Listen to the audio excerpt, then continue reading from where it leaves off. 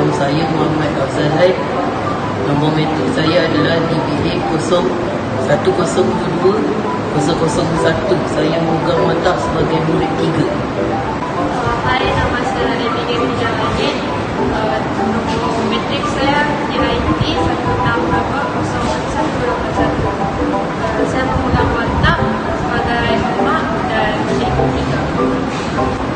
Hai, nama saya Diania Nadia. Nombor metrik saya adalah DIT 16201173. Saya memegang watak sebagai cikgu 2. Assalamualaikum and hi, nama saya Nur Haswani binti Baharudin. Nombor metrik DIT 1122-01183. Saya memegang watak sebagai peguam.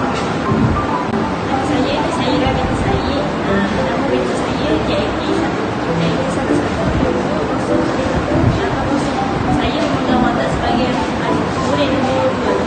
Hai, nama saya Ayana Sarah binti Cahari. Nombor metrik DIP 1122-01181. Saya memegang watak sebagai murid 1. Hai, nama saya Nila Amira binti Azmi. Nombor metrik saya DIP 1122-01182. Saya memegang watak sebagai cikgu 1.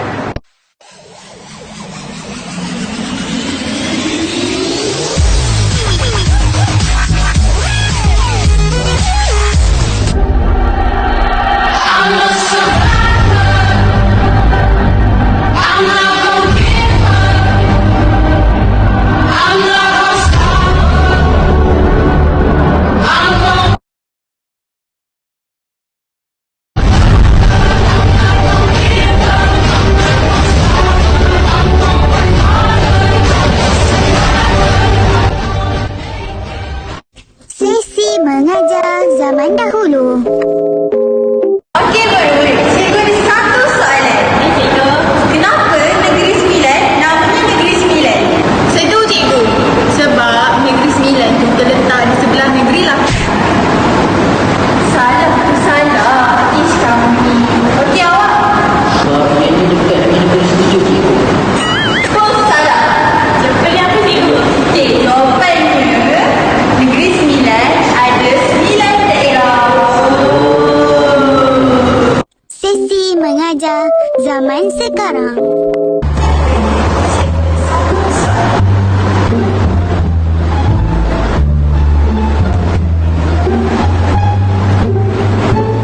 Antara kesimpulan yang kita dapat dari sesi mengajar zaman dahulu dan zaman sekarang ialah di mana pelajar zaman dahulu tiada alatan teknologi dan lebih fokus kepada buku teks.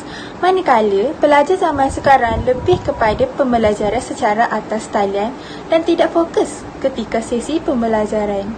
Hal ini menyebabkan ramai murid zaman sekarang lebih melakukan sesuatu tugasan dengan sambil lewa apabila semuanya berada di hujung jari sahaja. Situasi denda zaman dahulu.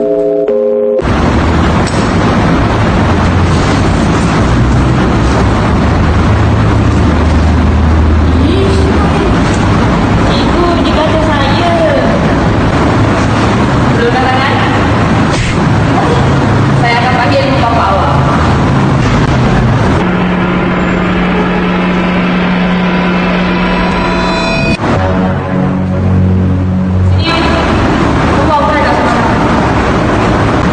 Situasi denda zaman sekarang.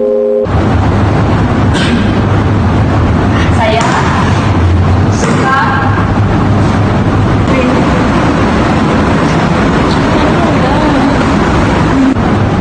Oi.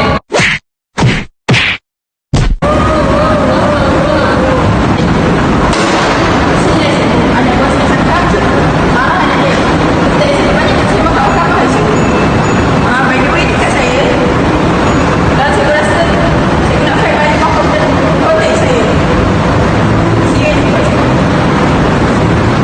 Kesimpulan yang kita dapat dari zaman denda yang terdahulu dan zaman sekarang ialah kita dapat lihat pelbagai cara dalam penjagaan anak-anak dahulu dan sekarang, di mana pelajar dahulu didenda dan dirotan atas kesalahannya sendiri, manakala pelajar zaman sekarang pula dapat kita lihat di mana apabila cikgu marah sahaja, pasti akan ada peguam yang datang untuk menyaman cikgu tersebut. Hal ini demikian berlaku kerana pelajar zaman sekarang lebih manja dan tidak berani dalam menyahut apa jua cabaran. Mereka beranggapan bahawa sekiranya cikgu menyentuh mereka, itu adalah kesalahan yang terlalu besar dan dibawa ke mahkamah. Walhal, cikgu tersebut hanya ingin mengubah diri pelajarnya supaya menjadi lebih baik pada masa akan datang berbanding zaman dahulu. Nota zaman dahulu.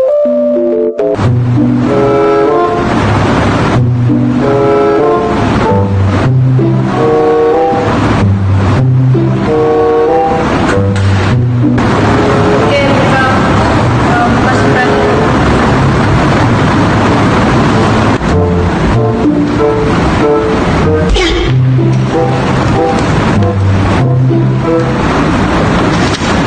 Nota zaman sekarang.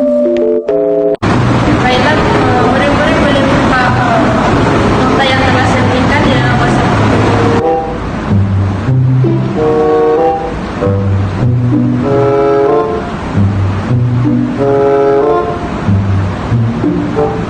Kesimpulan yang terakhir dalam cara pembelajaran zaman dahulu dan sekarang, di mana zaman dahulu lebih memfokuskan kepada buku teks yang diberi, malah zaman sekarang hanya menggunakan alat teknologi untuk pembelajaran yang lebih mudah.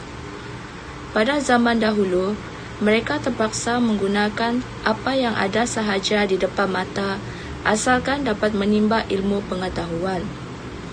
Tetapi, zaman sekarang terdapat pelbagai inisiatif yang semuanya berada di hujung jari. Contoh yang paling ketara iaitu ibu bapa telah mendedahkan kepada anak-anak mereka zaman gadget seawal 3 tahun. Maka tidak mustahillah bahawa mereka tidak dapat menyediakan pelbagai keperluan apabila anak mereka membesar kelak, seperti laptop, komputer, tablet dan barangan yang canggih.